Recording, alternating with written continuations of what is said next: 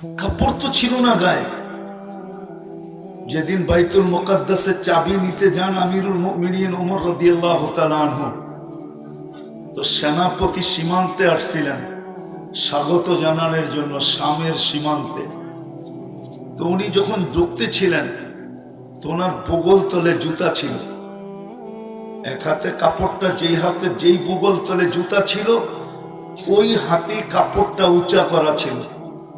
কেননা আগের দিন রাত্রে বৃষ্টি ছিল, মাটিটা সব কাদা কাদা ছিল।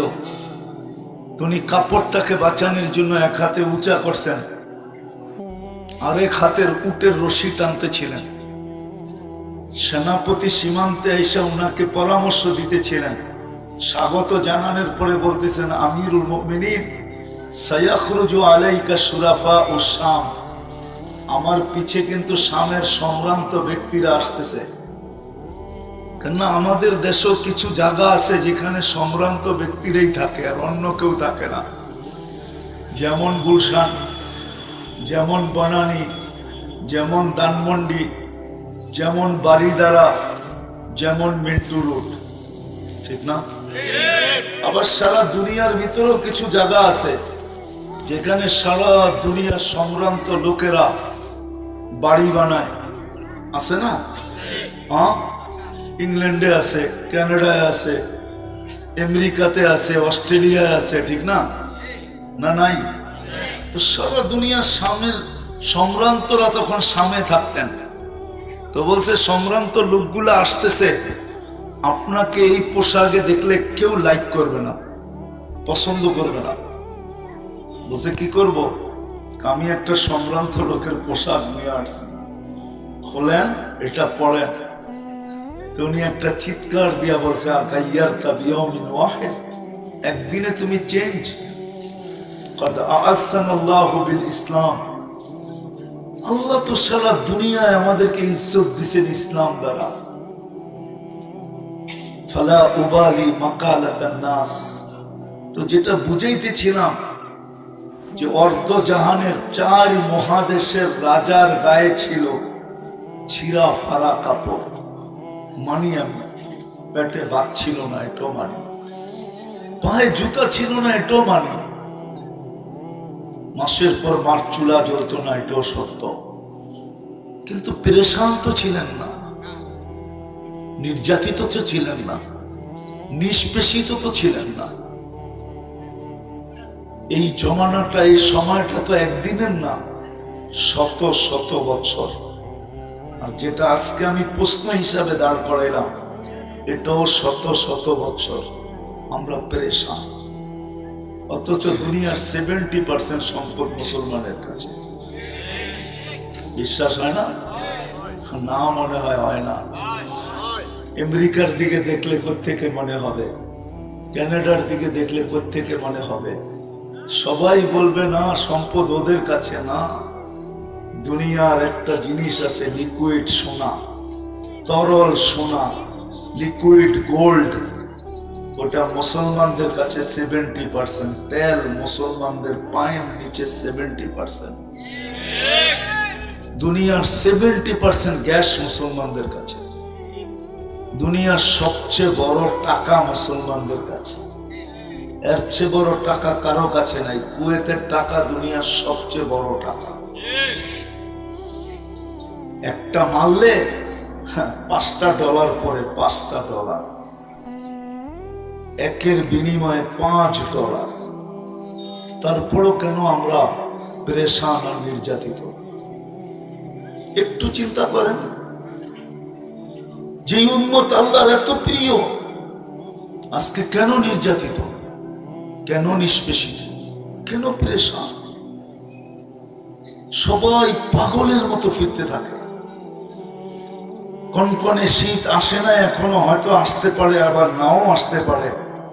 কনকনে শীত, লেপের ভিতরে ঘুমানো যে সকালবেলা মজা, এটা মনে হয় কোটি টাকা দিয়েও কিনা আনা যায় না কোথার থেকে। হ্যাঁ, আর একা ঘুমানোর সাথে সাথে যদি লোকে আরো কেউ থাকে তাইলে তো কোনো মজার শেষই নাই, ঠিক না? মনে হয় বুঝাইতে পারি নাই। কি ঠিক না? কি মনে হয় বোঝেন না? ঠিক না? তাহলে তো মজার কোনো শেষই নেই। যেরকম যুবকরা যখন একা হাঁটে তো দেখবেন হাঁটার ভঙ্গি একরকম, আর যখন বাইকে উঠা চালায় তখন ভঙ্গি আরেক রকম, আর যখন পিছে কেউ থাকে একবারে পুরা চার্জ, ওই ভঙ্গি তো বর্ণনাই করা যায় না যে কেমন ভঙ্গি। ঠিক না? ওই কনকনে শীতের ভিতরে বাংলাদেশের ঢাকা শহর নারায়ণগঞ্জ সকালবেলা কুয়াশার ভিতরে চক্ষু খুললে দেখা যায় যে মানুষ স্রোতের মতো ছড়তেছে। ওরে যদি জিজ্ঞাসা করি সবচেয়ে মজা তো ল্যাপে ছিল, তুই কেন বাহিরে? শান্তির জন্য যাইতেছি, শান্তির জন্য। শান্তি তো ল্যাপে ছিল, ও তো শান্তির জন্য বেরিয়েছে। কি সত্য না? মনে হয় বুঝাইতে পারি না কমিশনার সাহেব। একজন দুইজন, পুরো রাস্তা ভরা। আমরাও তো ঢাকা শহরে থাকি, খিলগায় মাঝে মাঝে সকালবেলা দেখি স্রোত যখন চলে কনকনে শীতের দিকে, কেউ অফিসে, কেউ আদালতে, কেউ মেইলে, কেউ ফ্যাক্টরিতে, কেউ এদিকে সেদিকে, মাঝে মাঝে দাঁড়ায় থাকি আর মুস্কি মুস্কি হাসি। হায় মানুষ, হায় উম্মতে মুহাম্মদ। সুখের আশায় সুখের ল্যাপ ছেড়া, মজার ল্যাপ ছেড়া পাগলের মতো ছুটতেছে। কেন আমরা অসুখী? কেন আমরা প্রেশান? আসেন এটারই জবাব দিয়া শেষ করতেছি। রাত্র পড়ায় 12:19 বাজতে চলছে। দীর্ঘ রাত পর্যন্ত মাইক চলুক, এটা পছন্দ করি না। যদিও রাস্তায় টাইম খায়া ফেলছে, পৌঁছার কথা ছিল পড়া 11টা, 11:15 ভিতরে। কিন্তু মদনপুর তো মদনপুরই, ঠিক না?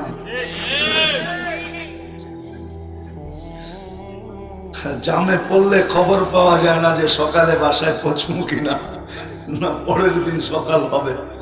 এই জন্য লম্বা করতে চাইতেছি না, কেননা ফজরের নামাজ এরকম কুঠি ওয়াজের চেয়ে গুরুত্ব রাখে। কুঠি কেন, এর চেয়ে বেশি ওয়াজও যদি এক পাল্লায় দেওয়া হয় আর ফজর নামাজ আরেক পাল্লায়, তো ফজরেরটা বাড়ি হবে।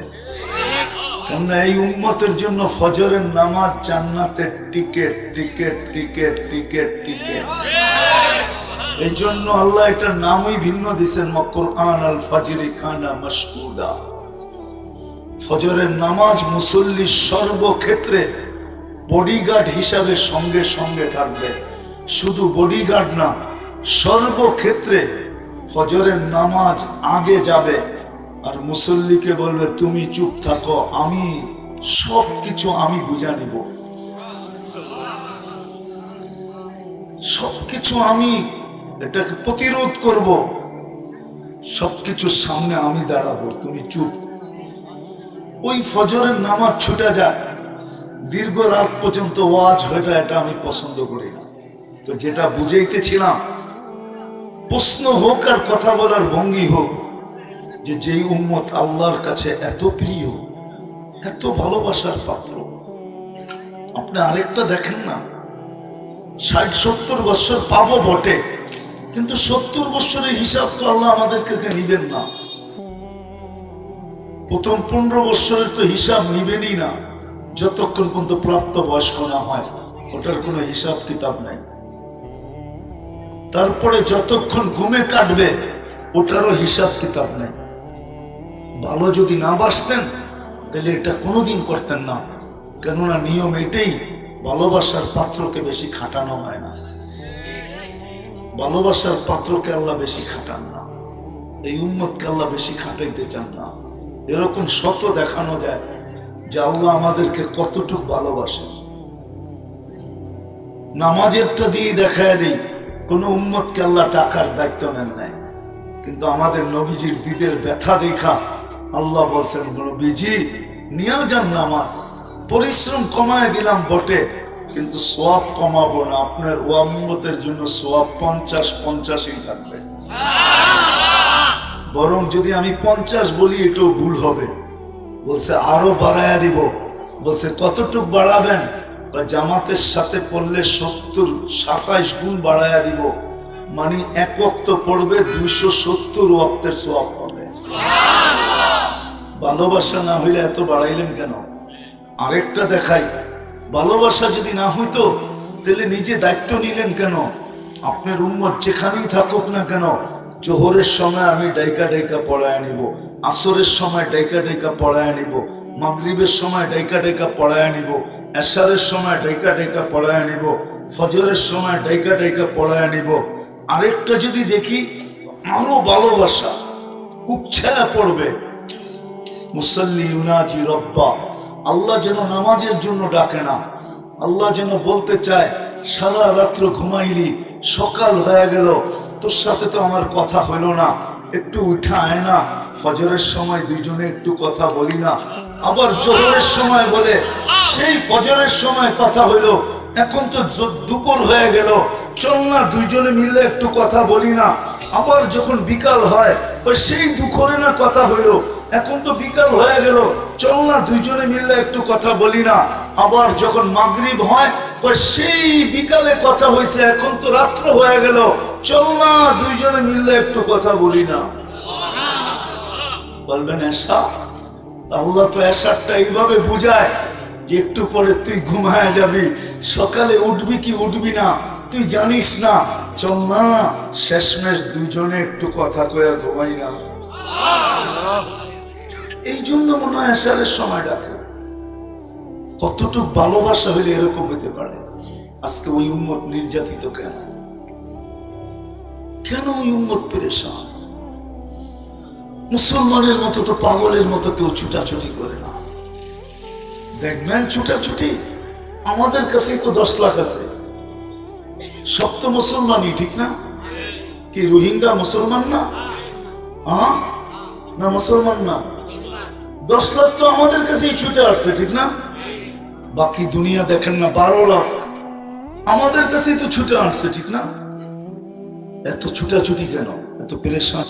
তাইলে এই সমাজের যুবক কোনোদিন নেট দেখা চুল কাটতো না। যারা দাঁড়ায় আছে 99% নেট দেখা চুল কাটে, নেটের ডিজাইন দেখা চুল কাটে। 100 টাকার চুল 500 টাকা দিয়া কাটে। কিন্তু নবীর ইজ্জত যদি রাখতো তাইলে 100 টাকার চুল 100 টাকা দিয়া কাটতো, 300 টাকা বন্ধুদেরকে নিয়ে মিষ্টি খাইতো, আর 100 টাকা দিয়ে একটা মালা পরা রাস্তা দিয়ে হাঁটতে হাঁটতে আসতো। সবাই জিজ্ঞাসা করতো, চুল কাটলি, মিষ্টিও খাইলি, আবার মালাও পরলি, কারণটা কি? বলতো, কেন পরবো না, খাবো না, কালকে নবীজির সাথে যখন দেখা হবে তখন সর্বপ্রথম তো 1 হাত না 2 হাত পাতবো, আপনার আদর্শে ইজ্জত রেখা চুল কাটছি, কি দিবেন দেন না? আল্লাহ, আমি তো আমার জাতিকে বুঝাইতে পারতেছি না। মনে চায় মাঝে মাঝে নিজের জানটাই নিজে দিয়া দিই, জাতিকে তো বুঝাইতে পারতেছি না। বলেন, আমার যুক্তিতে লজিক আছে না নাই? আমার কথায় লজিক আছে না নাই? 500 টাকা দিয়ে চুল কাটায়, অথচ এই চুল 50 টাকা দিয়ে কাটা যায়। উর্ধে 100 টাকা, 100 টাকার উপরে চুল কাটা কোথায় আছে? আর বলেন, যুবক যে নেটের ভিতরে সার্চ দিয়া নিয়ে গেল, স্ক্রিনশট দিয়া নিয়ে গেল, ওই চুল 100 টাকায় কোন জায়গায় কাটায়? বলেন আমাকে, বলুক যুবকরা, বলুক, কি 100 টাকায় কাটে? আরে বলে না কেন? 100 টাকায় কাটে চুল না? 200, 300, 400, ঈদের সময় 1000 টাকা নেয়, 1000 টাকা।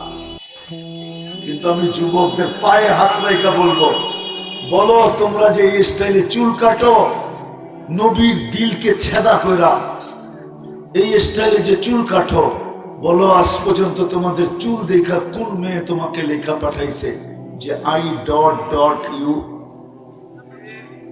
বলো, কি রাগ হয়ে গেল? কেউ লেখা পাঠাইছে?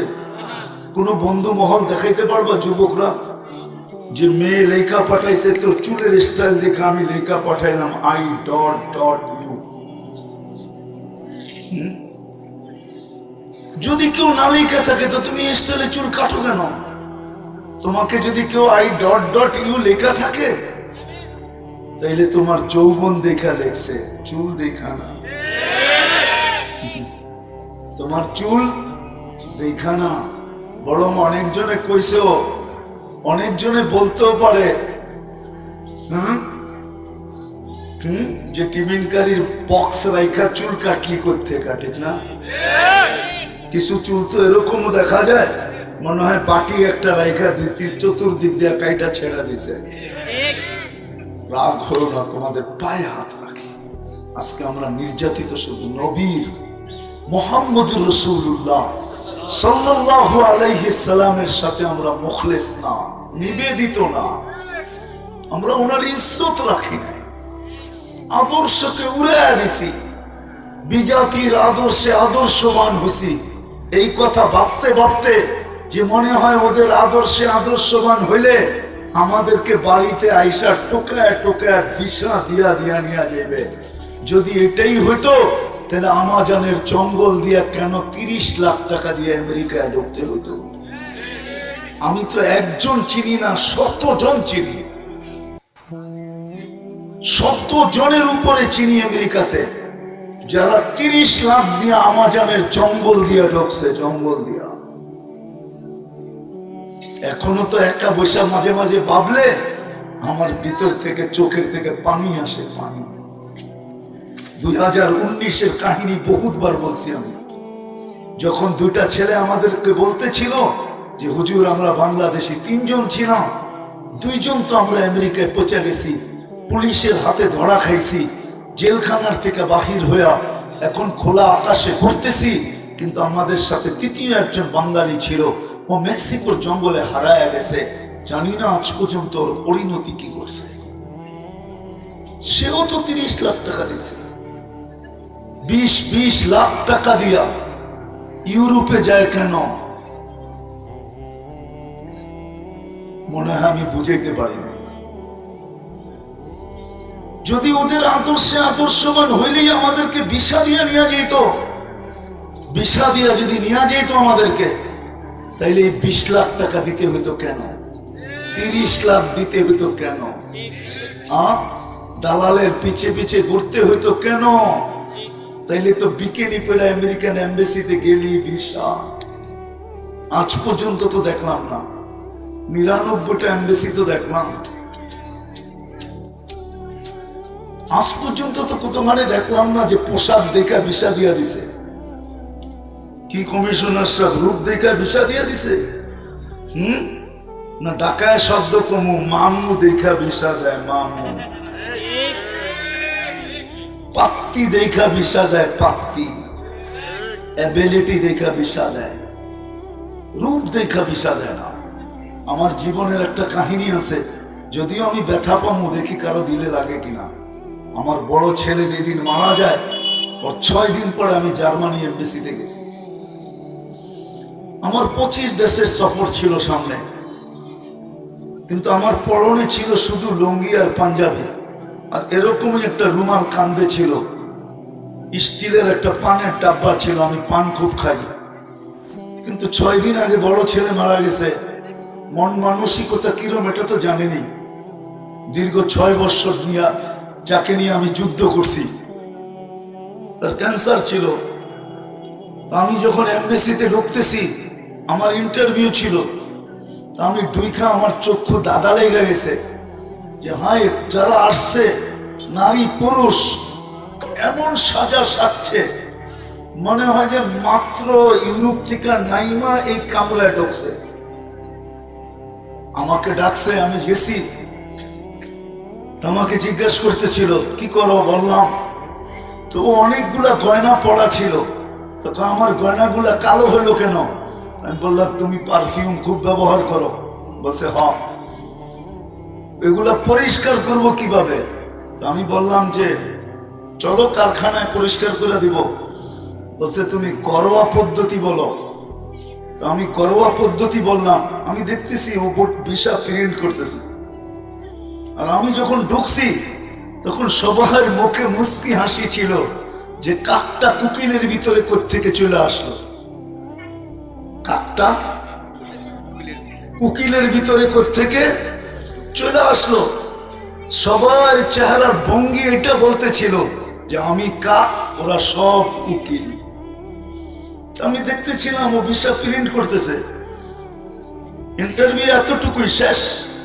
বললো এত টাকা দাও, ৬,০০০ কত টাকা জানি আমি দিলাম। বললো তুমি 10 মিনিট ওয়েট করো। ও ভিতরে গেল, যে আমাকে আবার ডাকলো 2-3 মিনিট, খালি একটা সিগনেচার নিবে।